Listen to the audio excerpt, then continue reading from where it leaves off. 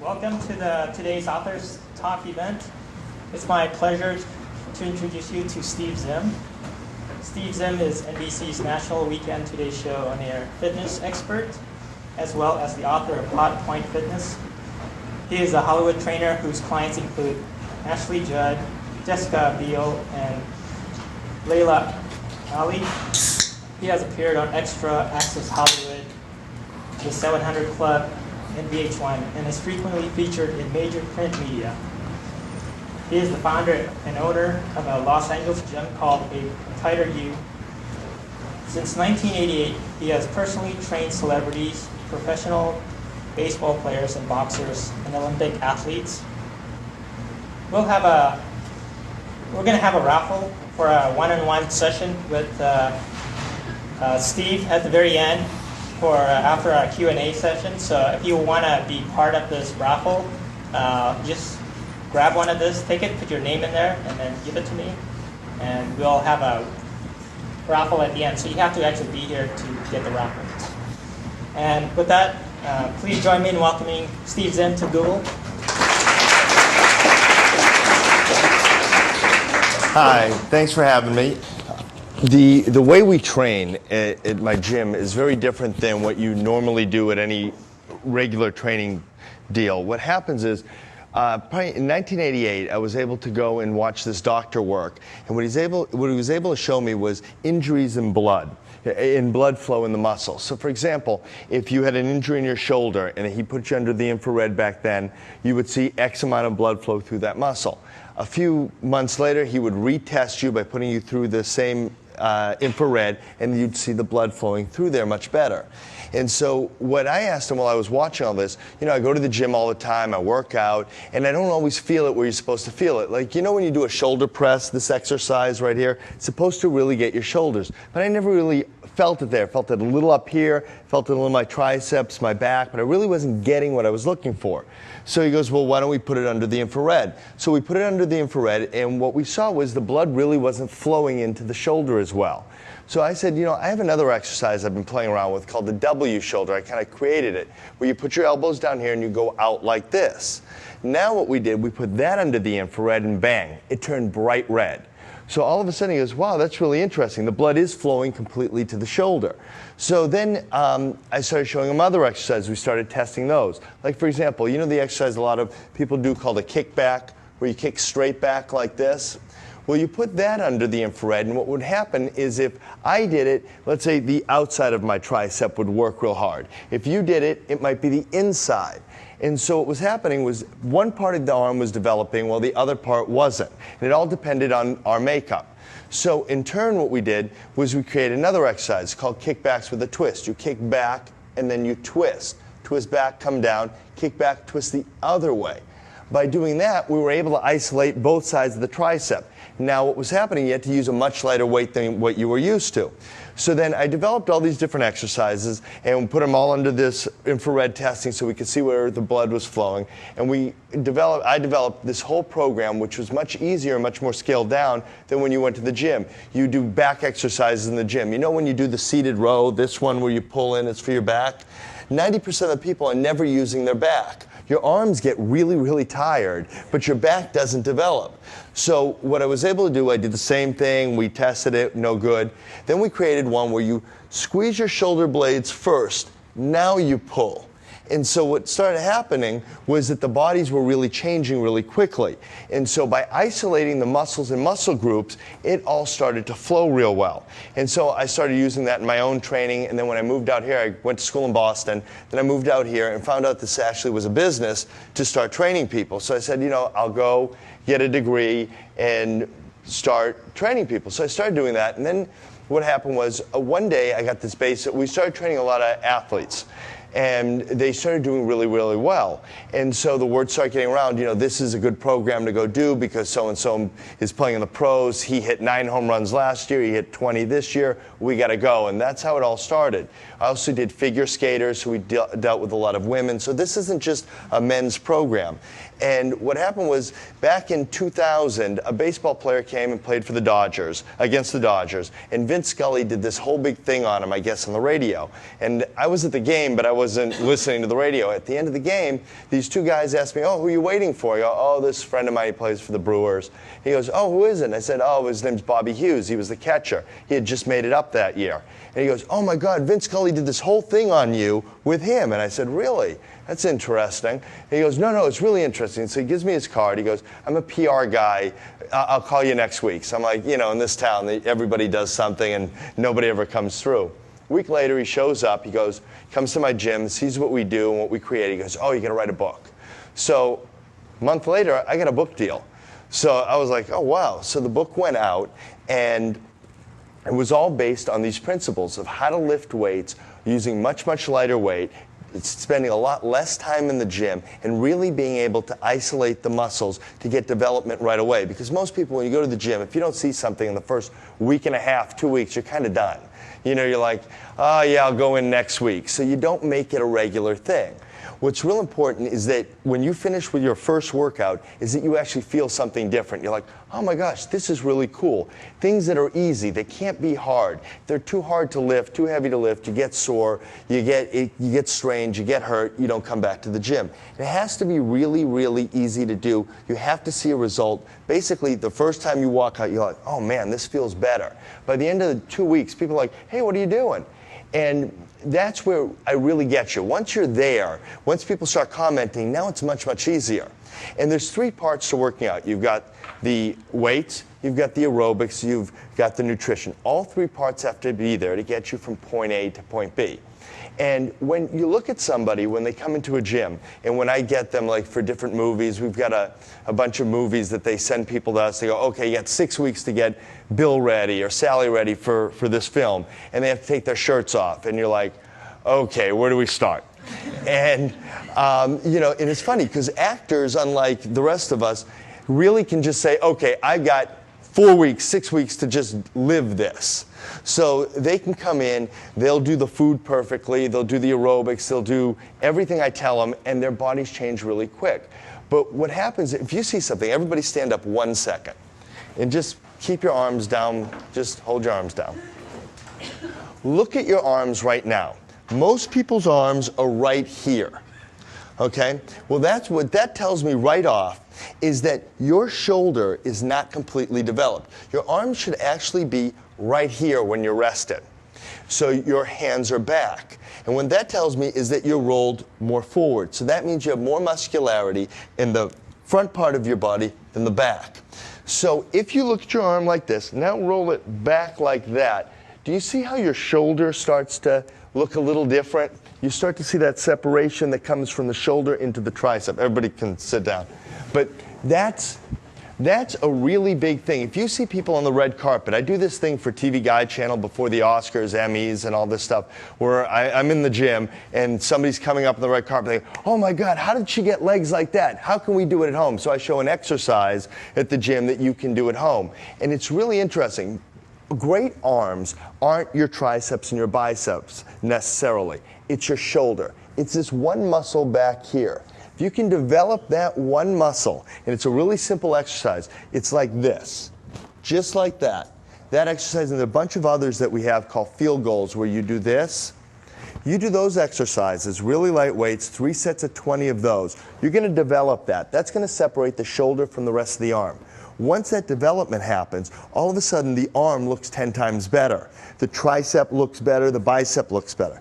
The next muscle of the arm is the tricep. And what we have to do, like that kickback I showed you, and there's a bunch of different exercises for each muscle group in there, that gets separated. Now the arm gets all set up, and people are like, oh man, what are you doing? And it's really simple stuff. You can do all this book right here is all done at home. You don't have to go to a gym. All you need is a ball, dumbbells, ankle weights, and you're all set. And so every exercise develops a different part of the body so that you get that look. It's not just an overall program just to get healthy, but this is going to give you a certain look that you're looking for. For guys, for example, the chest. Most guys' chests fade out right here. They have no upper chest.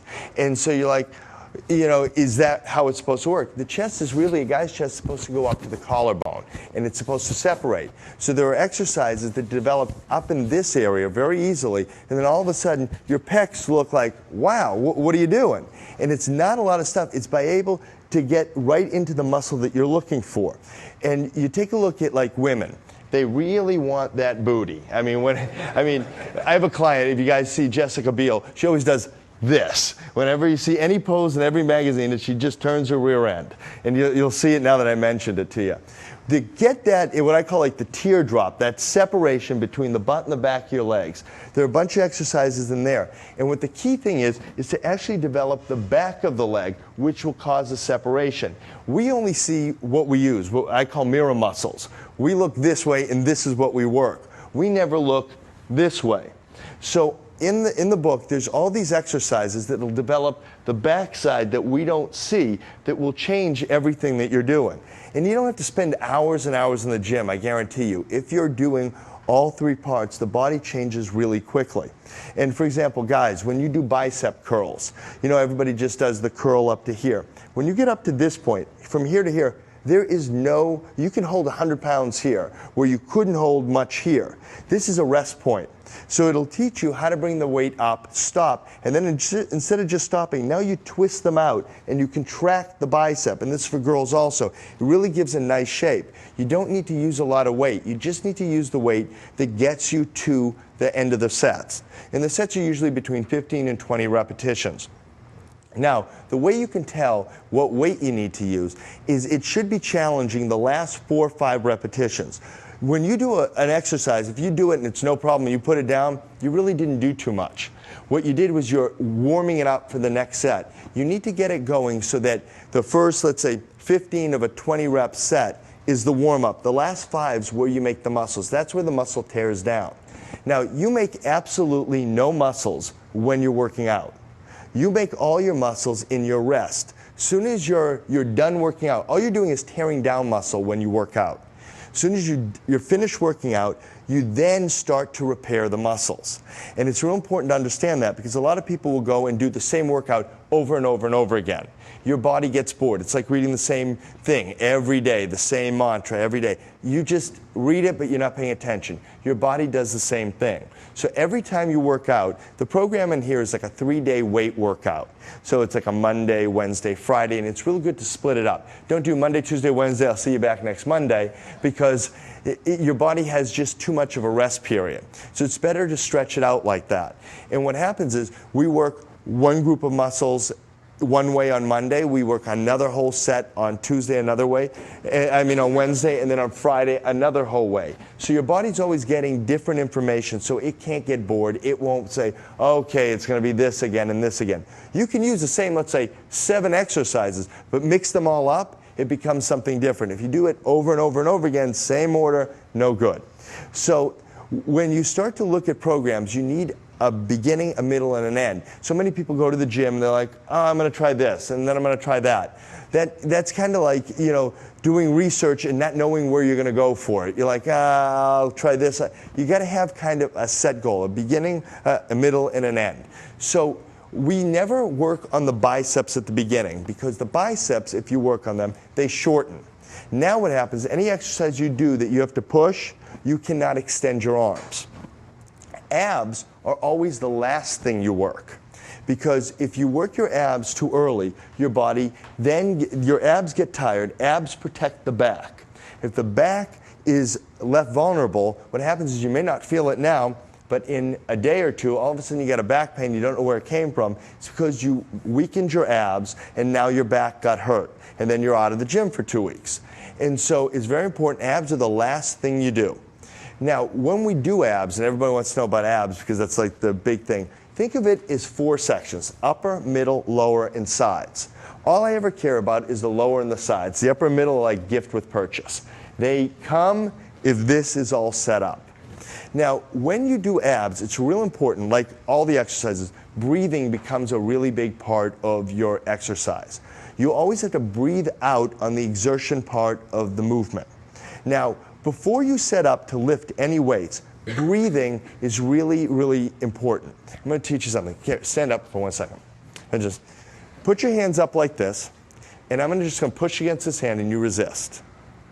Okay, now, watch this. Take a deep breath in, hold it, pull your belly button way in, pull it in. Now put your hands up. Now resist. Do you see how much stronger that is?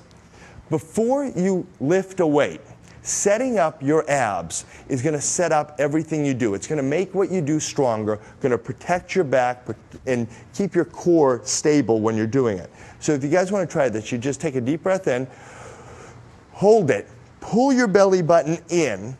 Now it's pulled in. Now do your normal breathing with your belly button pulled in. So you breathe out on the exertion, you breathe in on the negative. So if you're doing a curl, you breathe out when you go up, and then breathe in when you come down. But your belly button is pulled in, so you're completely protected. What happens is, when you take that breath in, like little babies, you know, when they breathe in, their stomach expands out. Breathe in like that, hold, and then pull the belly button in. What that does is it drops down the diaphragm and locks it in. Now we've created kind of a cylinder in our abs. By creating that cylinder, you are now one piece. Upper, down to the legs is one thing. When you just lift and your abs aren't being paid attention to, you don't have them locked in, what happens is you're two different things. Your legs and your upper. So any kind of pushing movement, curling movement, you're really having to work a lot harder because you're not working as one. So before any movement that you do, set your stomach up. If you play any sports, golf, tennis, anything, set your abs up and then take back the club and hit it. Now you're going as one thing. And that's a huge thing for baseball. We do, anybody play softball, tennis, you're going to hit that ball so much harder just by setting up your abs before you even start the movement. And it's not going to hinder the way you play. It won't make you slow or anything getting to the ball. It's really going to change the entire game. Guys, we have professional golfers come in. Just by teaching them how to breathe right and set up their abs, they're hitting the ball about 15, 20 yards further without exercise, without adding any extra, muscle, nothing. So abs is real important. Now, lower abs, and this is a misconception a lot of people have, they don't know how to work their lower abs. They're like, oh, I always get this, but I don't get this. Whenever you do a sit-up, and all the pictures are in the book, lift the hip off the ground. Your butt actually has to come up. That's what's going to rotate your hip back. That's going to bring in your lower abs. If your butt is on the ground when you're doing a sit-up, your lower ab is not being used. You're only using your upper or middle. And then there are different exercises to work the sides. Sides are pretty simple because if you just go like this and come back up, you're going to work your sides. They lock in really easy. The lower abs are the toughest to lock in. We do a test at work where we take a blood pressure cuff and we have you lie down on your stomach and we pump it up to 40. And then we ask people to pull their stomach in and relieve 10 off of it. So it goes down to 30. Do you understand what I'm talking about?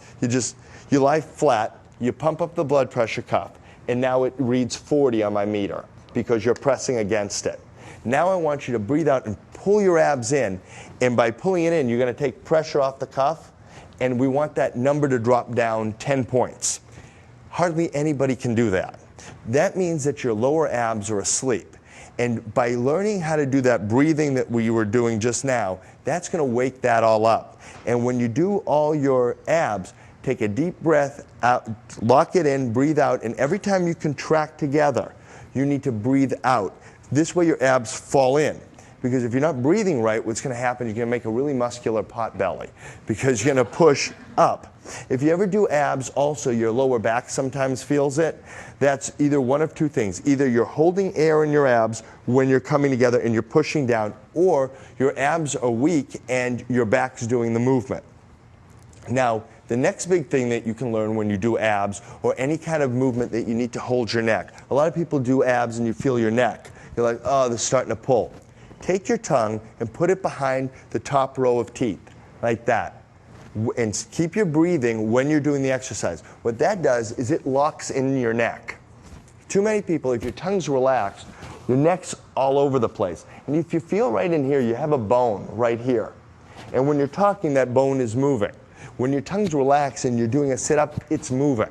By putting your tongue behind your teeth, that locks it in. It doesn't move anymore. Your whole entire head comes up. Now you don't have to worry about your neck. That's getting stronger, and you can just focus in on your abs.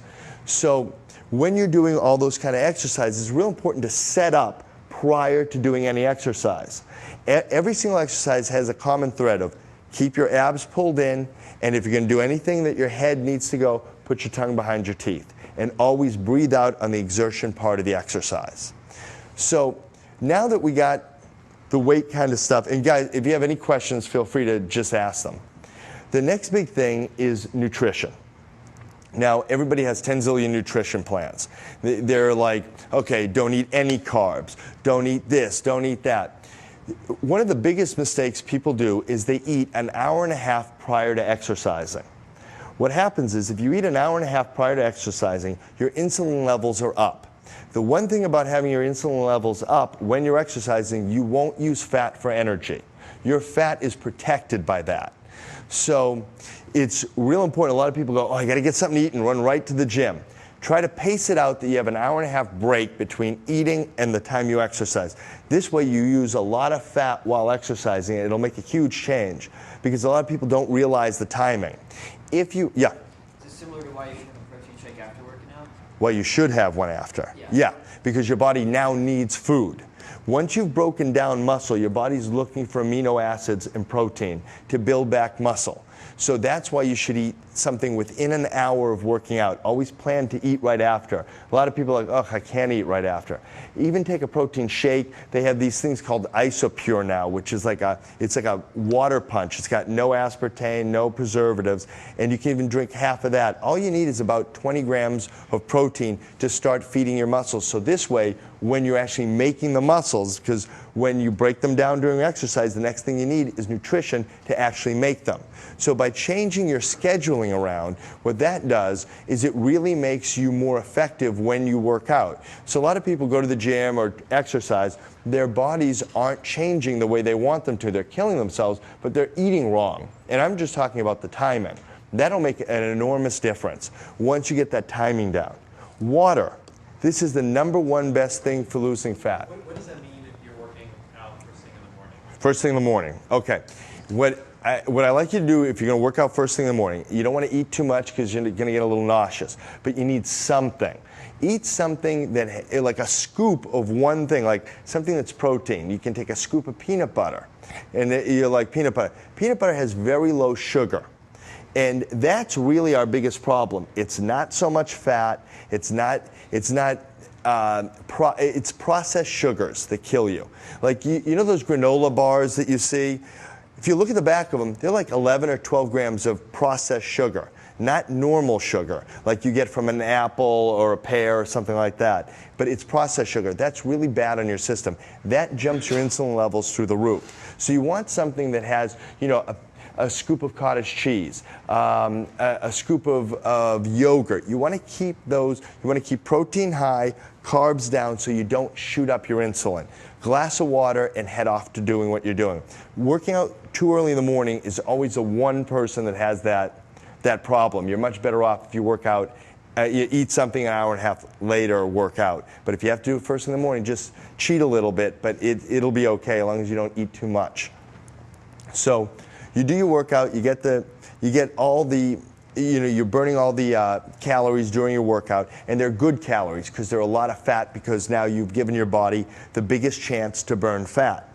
Now you need protein right after you eat, right after you work out. So we look for something that you can eat, whatever it is, be it a shake, be it a piece of chicken, tuna fish, whatever you want, hard-boiled eggs, go right ahead, eat it. Something that gets you about 20 grams of protein. You never want more than 50 grams of protein in a sitting because anything over 50 grams your body can't really eat, and what happens, it gets stored as fat. Now, with that said, a lot of people, you read these books, eat all the protein you want, eat fat, but don't eat any carbs and you'll be okay. For like the first 2 weeks, you'll lose weight that way because your body's like deprived of any sugars or any carbs, so your body will burn up a lot. After about 2 weeks, you start to get flattened out, and when you get flattened out, what happens is your body then doesn't react to what you're doing, and the only thing that feeds your brain is carbs. So you need carbs. You don't need sugar, but you need carbs. And that's why a lot of people, if you have anybody on an Atkins diet, they get really, really moody after a while. It's because you're trying to convert protein into a carb, and that's called ketosis, and that is really, really hard on your body. If you ever go to those bodybuilding gyms, these guys are getting ready for shows, they're really like just out of their minds. They are out of their minds because they are going crazy. And it's really tough because you're really wrecking your body when you're not feeding it what it needs. You need a balance of protein, carbs, and fat. You need fat to lose fat. If your body doesn't get any fat, what's going to happen, it hoards its fat. It won't let you use fat for energy.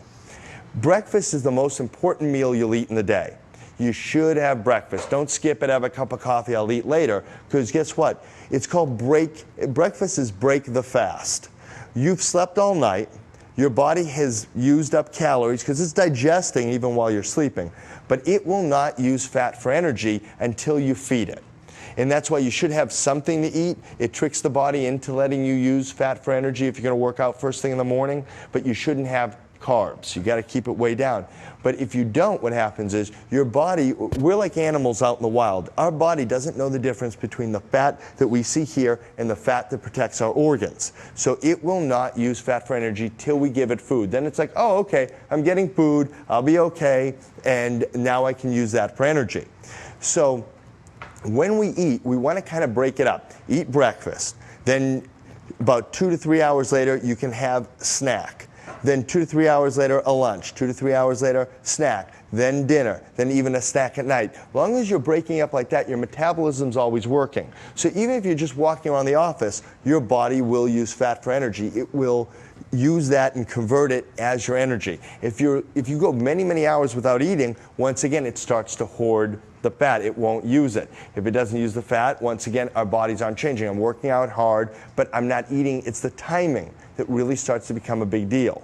So you sit there and you go, okay, if I can time this out right, and even just take things like you can take a scoop of peanut butter, put it on celery, put it on a piece of apple, whatever. Something like that will get your body to change. Will set off the alarms, hey, everything's cool in here. But if you don't, then we start to run into these problems where you work out, you get depressed because nothing's changing, and it all kind of works hand in hand. Now, when we look at foods, when we look at a plate, I don't like to sit there and go, okay, take 10 ounces of this, 6 ounces of that. People don't realize what 10 and 6 ounces are. So I do a real simple method. We take our palm, thickness and width of our palm. We pick that as a protein. Now that's if you want to lose body fat. If you like where you're at, you use the first row of knuckles. If you want to gain size without gaining any fat, use the whole hand. So we have a list of proteins, and then we'll have a list of carbs. So if you pick from our good list of proteins, you can have a whole palm worth of that, and then we have these carbs, good carbs and secondary carbs. You can have double of the good carbs, single of the secondary carbs. So like, for example, bread, pasta, rice, all those kind of carbs, you can go 1 to 1. So let's say you want noodles with a piece of chicken. Have the chicken be the same size as the noodles, and then you're all set. If you have egg noodles, though, that's the big trick. Egg noodles have a lot of protein and have some fat in them. So they don't do the same thing to your body as regular pasta does. Egg noodles, 2 cups of egg noodles does the same, rises your insulin levels up the same as 1 apple, which is great. So if you really like pasta, go with egg noodles. And then you can have 2 portion sizes to the portion size of protein. And so a lot of tricks when you're going to restaurants. You sit down, you get a basket of bread. It's like, oh gosh, I got a full basket of bread. What do I do? Push it aside, ask for a salad. No croutons. So this way you're eating something. You'll realize that if you got something going, you're not going to crush that basket of bread. If you don't, you're going to eat that basket of bread in a minute. So as long as you have something going there. After you're done eating, if you're like, I can't have the dessert, I can't have the dessert, have some gum. If you're home, go brush your teeth. Anything minty will take away the desire to have dessert. Dessert's killer because you can just sit there and eat 600-700 calories in a slice of pie and not even realize it. And when people go on vacation, they always come back, they gain 10, 12 pounds. People think like vacation calories don't count. You've got to sit there and say, okay, if you don't mind gaining the 10 pounds, go right ahead. We'll just take it off when you come back. Enjoy yourself. But if you're really trying to be conscious, you got to really sit there and go, okay, I got to cut these desserts out. But if you don't want to cut the dessert out, let's look at the plate again. So we've got the protein, which is a 1. Now we got the carbs. Well, what happens if we get rid of the carbs for that night? It's not the way to do it, but eat the protein, eat your salad, and then you have your slice of cake. Now you're able to balance out without having to go, okay, I'm depriving myself completely. So it's choices you make. If you know you're going to eat dessert, why don't we look at what the rest of the carbs are so we don't overeat the carbs, don't overeat the sugar. Sugar is really the main problem. When you have sugar, sugar shoots your insulin levels through the roof.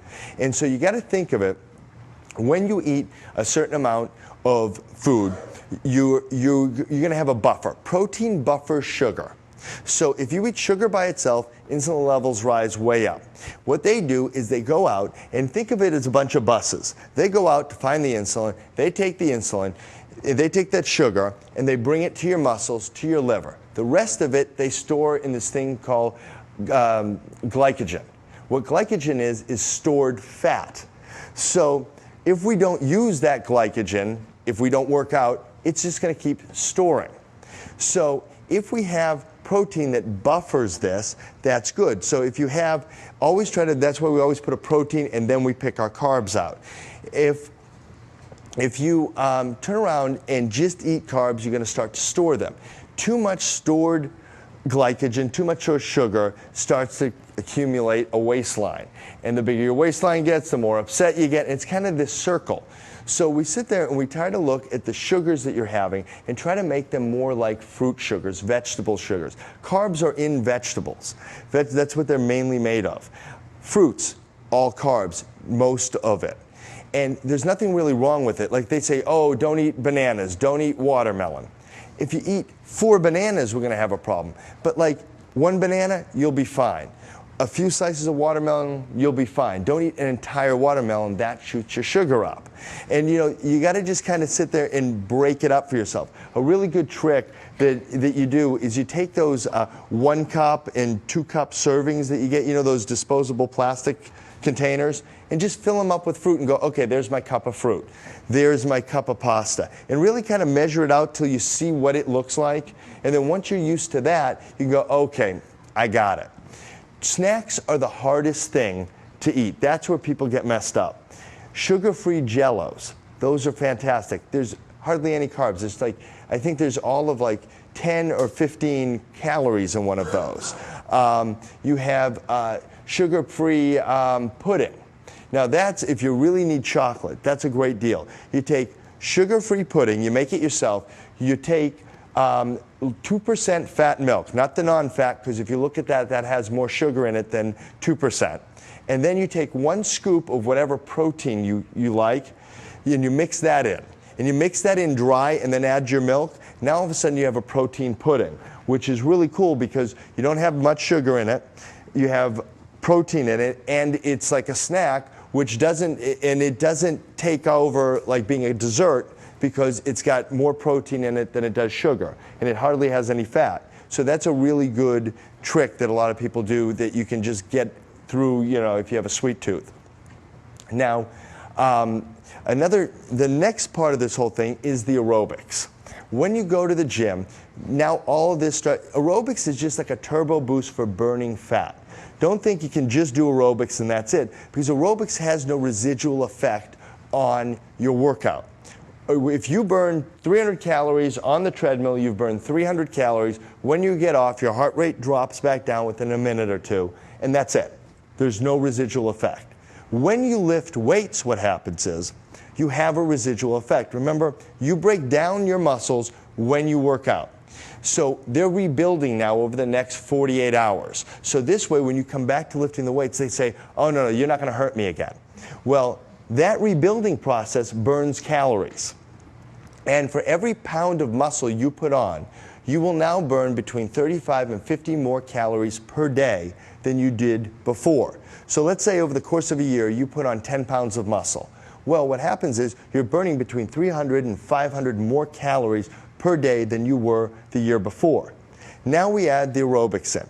We don't need to kill ourselves on the aerobics. We want to keep it between 60 and 80% of your heart rate max. And the way you figure that out is you take the number 220 minus your age, and that'll give you your maximum heart rate.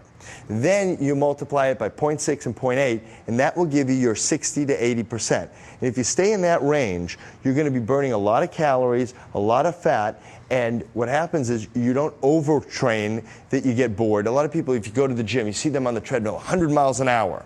When they do that, a lot of times they burn out, you won't see them the next week. Or they get hurt while they're doing it. So the whole thing is to really pace this thing out so it all works for you, not against you. People think, oh, I've got to really do it this way to get you from point A to point B. If you do 30 minutes of weights, you eat well, and you follow the guidelines are right there in the book, real simple, and you do the aerobics, minimum 3 days a week. You can do it the same time you're doing your weights, or you can do them before, after, or on opposite days. And you can walk or do your aerobics up to 7 days a week. You can't lift 7 days a week, but you can do your aerobics 7 days a week. I like a minimum of 20 minutes. I'm no more than an hour to 15 minutes total for aerobics. You have the aerobics kings and queens that'll spend like 2 hours. After an hour and 15 minutes, your body stops burning calories for your aerobics. It will adapt to that, and it won't let you burn anymore. So you spend more time on it, but your body's not going to change from it. So tops I like the most generally is about 45 minutes for the general public.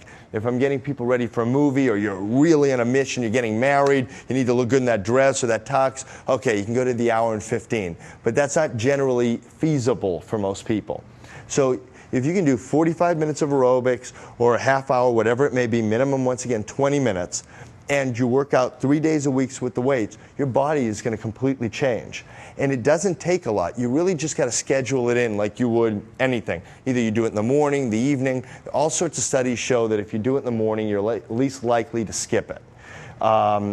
I can't work out in the morning, that's not happening. But if you're a morning person, that's generally the best. But really make it like, okay, I can't go out till I do this. I can't do this till I do that. You really got to schedule it in. It's like brushing your teeth. Got to make it part of your day.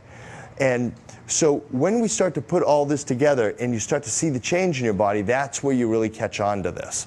Do you have any suggestions or thoughts around combining doing aerobics with being in the gym and working out? Because sometimes I find is if I do too much aerobics, then I'm pretty well tapped by the time I go to the weights. Right. What I like the best, lift your weights, then go do your aerobics. Because what happens is when you lift weights, you pour lactic acid onto the muscle. Well, when you do aerobics, that pushes blood through the muscle and clears the lactic acid off. When you work out, a lot of times you feel really sore the next day? That happens because you have tiny little microscopic tears in the muscle, which is good because that means it's starting to rebuild. And then there's this thing called lactic acid that pours onto the muscle that stops the muscle from contracting, because otherwise we'll get hurt. If we keep going too far, this pours it off and you go, hey, you've done enough, stop. And so it doesn't let the muscle rip. And so that then stays there, and it's got sharp little edges on it, and so that's why you're really sore. The best thing to do when you're really sore is definitely do aerobics the next day. Push the blood off of that muscle, and you'll feel a lot better. The first 10, 15 minutes you're doing it, you're like, this guy's crazy, my legs hurt. Then by the time you're done, you're like, oh, okay, thank God, now I can move. But if you do nothing, it'll be like 5 days you're like walking like this, and that's horrible.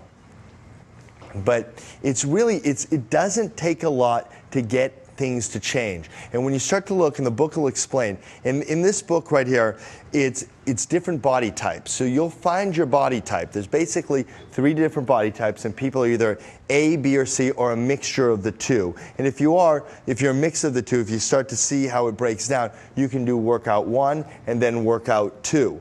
And every day there's a different program in there every time you work out, so it's real simple to do. And it always starts off with warm up 5 minutes. Before you ever lift a weight, warm up 5 minutes. You can walk in place if you're at home. You got to bring the temperature of your body up. Then when you're done with the set, there's going to be a stretch that goes right with it. Don't sit down and stretch. That's like the worst thing you can ever do. Oh, I'm going to get started, so I'm going to stretch. Think of your muscles as a piece of taffy and your finger as tendons. If I take a cold piece of taffy and pull on it, it's not going to move, only my fingers are going to come off. So if I try to stretch, go straight down like this, and I'm cold, my muscle won't move, but my tendon sure will pull. And then you end up with a knee problem, hip problem, you don't know what happened. You're like, I got this I tore something, I ripped something. You find out, yeah, you got a strain in there because you stretched it out cold. You got to think, it goes muscle, tendon, attaches to bone. Real simple. So you warm it up 5 minutes, bring the temperature up in your body, and then all of a sudden start the stretch. Take that taffy now that's warm and pull it. It just stretches out nicely. Your fingers don't move. A lot of times when you have a knee problem, you feel your knees, you're like, oh, I have a knee problem. It's really not a knee problem. What it is that the muscle's tight, it pulls on the tendon, now you feel it on your knee.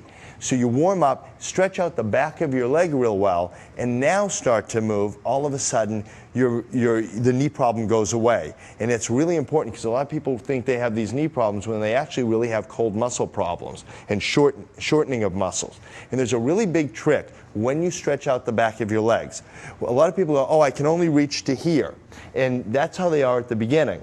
But what happens is when you go down, a big trick is squeeze your thighs really hard. Like you make them muscular like that, hold them, then release them. That tricks your hamstring into letting go. And all of a sudden you're going to drop like 3 inches. And it's like, oh my gosh, I can finally get way down there. We had a client recently, this guy was like this. Within a month, he's touching his toes. He couldn't believe it, and he's 65. And it doesn't matter what age you start at. I mean, you just got to go and do it, or how out of shape you feel you are. Once you start doing it, your body starts to react positively. You feel much better. They have tons of studies that have come out where you take somebody and you have them exercise on a regular basis and you see their job production goes way up. And that's actually why they called me to come in here to tell you guys. But yeah, I mean, it's like a huge difference. It's, you know, it's really funny. I do a lot of these makeovers, which you guys, if you ever look on YouTube, if you put Steve Zim in, you'll see like these makeovers that we do. I do them for Extra, for the Today Show, for all these different shows. And we get them at all different points. We have celebrities, we have non-celebrities. I did this whole thing for the Today Show where we took a couple that was married for 15 years and we had their wedding pictures, and he had gained like 35 pounds, she had gained 40 pounds. And so we introduced them, flew them out to New York. Then I trained them here over an 8-week period. Yeah, it was 8 weeks. Then we brought them back, and she walked out in her wedding dress that she wore 15 years ago. She looked better today than she did 15 years earlier. And it's really, yes, she might have been lighter back then, but she was leaner now. Muscle weighs 2 times the amount of fat.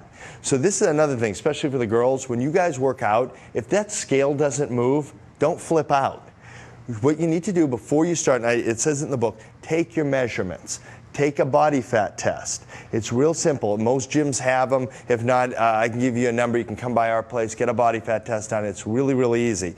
Now you know your numbers. You got to watch the numbers change. You'll see your dress get loose. You'll see your pants get loose. That's all I care about. I really don't care what the scale weight is. Because if you start, let's say your guy started at 200 pounds. You have a 37, 38-inch waist. Now all of a sudden, you're 200 pounds, but you have a 35 or 34-inch waist. Well, what's the difference? We take that scale weight, and what we see is we see exactly how many pounds of muscle you added to your body. Because remember, muscle weighs 2 times the amount of fat.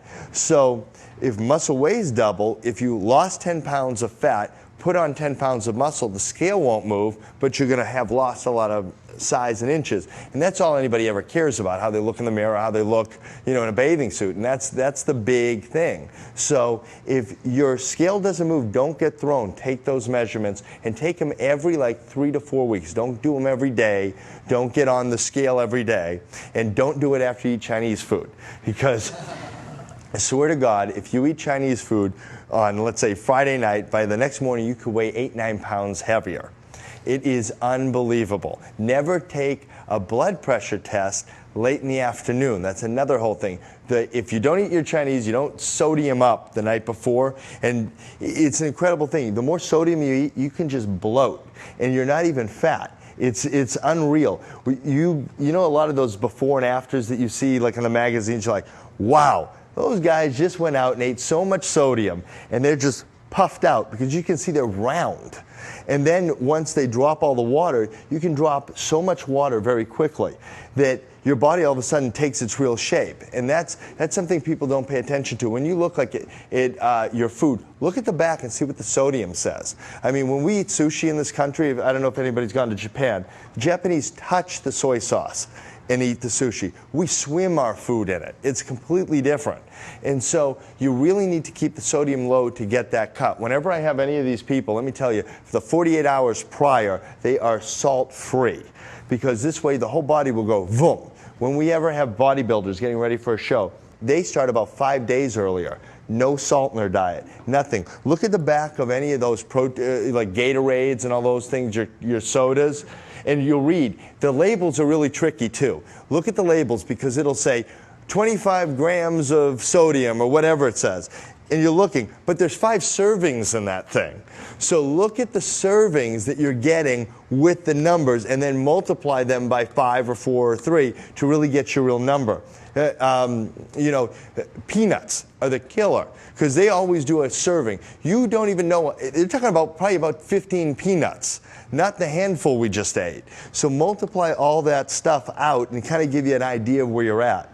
And always just make this really part of your day, and it's really simple to do. And it's not a hard thing at all. Anybody have any questions or?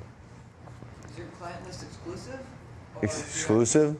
I don't know what your prices are, but if I could afford it, would I be able to come in? Oh yeah, we're completely, it's very low key. We don't advertise. I've been in business 19 years. I don't advertise. You'll never see an ad for our gym. You kind of got to know who we are.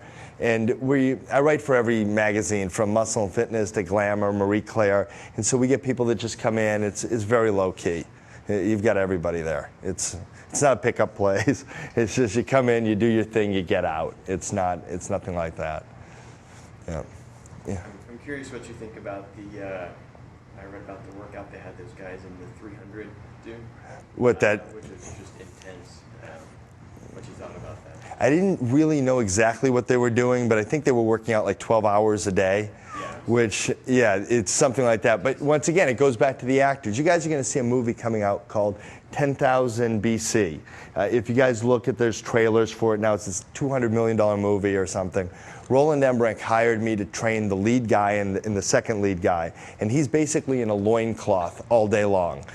And so his name's Steven Strait. You'll see this thing. I think it's out in the next few months. He's ripped, completely ripped. And we did it in about 2.5 hours a day. But he just came in and he did, because to work out that much, what I'm always afraid of is you're going to get hurt. I mean, nobody's got that kind of time. Actors do, because they got nothing else to do. But, realistically, you don't have to spend that kind of time to really get those results. And, you'll see when that comes out. And we did the Rambo movie, all the actors in that. And so if you're really able to hit the muscles correctly, you can get them to develop really fast. And that's. This is a general person though, but when I'm doing my abs, my hips pop. How do you make Okay. it stop? It's uncomfortable. It doesn't. I know it's not like tearing down my muscles or anything, but it's really uncomfortable. It depends where your leg placement. Are you crossing your ankles? Aren't you crossing your ankles when you do When I it? work out, it's me to point my toes. Well, When I if you're pointing your toes, look what you're doing. You're rotating everything in. Okay, so You might need, I'll show you later because that might be real specific. You might have something that's very unusual. is it? Yeah, so you might be doing something wrong. I mean, I don't know. We'll see it, I'll show you. Because it shouldn't really pop. And then if you do, there's a whole nother thing where instead of going all the way down and coming up, you do a partial movement. So it never gives it that opening. You always kind of take whatever program you have and go, okay, I can't do this exercise. Let's look at another exercise. So for example, if you go through the book and there's an exercise you can't do, find another one that works the same muscles and substitute it. It doesn't matter, I mean, it'd be great if you could do them all, and if you can't, no big deal. We'll work around it. That's, we get athletes that are hurt all the time and they get sent to us. And it's like, okay, what's wrong with you? Okay, we have the shoulder. We got to wait 3 weeks for that to heal to work on it. We get the rest of the body to work on. So always you can work around your problems. That's never an issue. For muscular development, how long does it take to, say, do 90% of your mass on table? Say if you work out for 10 years, you're going to have a great body, right? But say maybe in the first 4 months, you're going to get 90% of the way there, right? Because it's much harder after that. Right. How many months is like a majority number? Your biggest gains you'll ever make is in your first 6 months. That's where if you didn't work out, in the first 6 months, your body will change the most dramatic it will change. That doesn't mean you'll get to where you want to be. Now, after that, it's a lot harder to make the smaller gains. And so it depends. If you learn how to work out right, within about a year and a half, you can be maximally lifting weights. We had a football player that plays for Washington State, who's this big guy who can only bench press like 130 pounds. And for a guy who's like 200 and something pounds, that's kind of light for him. The school needs him to bench press 300 and something pounds. And so it took us about 7 months to get him to finally do it once. So, and that's a guy on a very high level. So, it depends on your body how it changes, but you'll get your most change in the first 6 months. So it takes 6 months rather than say 3 months. No, the most change total. Right. So it takes about 6 months to get a lot of, progress.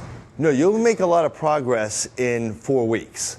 But when you're talking, the biggest change you'll see ever from beginning to start is in a 6-month period. So, but you can get to, how to explain it? It gets much more detailed as you go down the line. You'll see that, oh, my chest isn't developing right. Let's push something up here. Oh, you know what? My calves aren't growing. What can we do for that? So you start to really focus 4 exercises on one muscle versus, 1 or 2. So you start to get more specific. When I do 2 days of kickboxing per week, what is a good number of days to do like weightlifting for building a muscle? If you're doing 2 days of that, 3 days of the weightlifting. It's like 5 days a week? 5 days total, yeah. Can I cut it down to like 4 days only?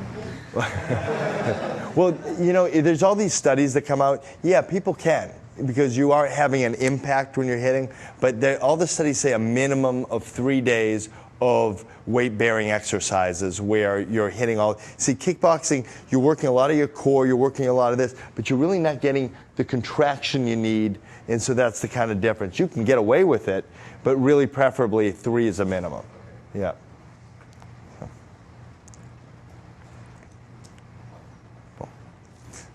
Okay, I think we're ready for the raffle. So, Oh, sure. Okay.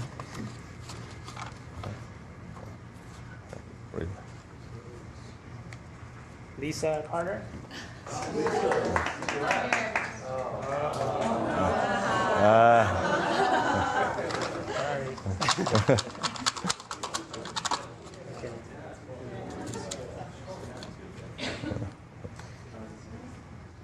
Anthony Procis?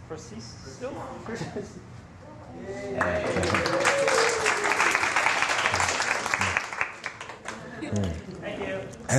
Thank you guys very much.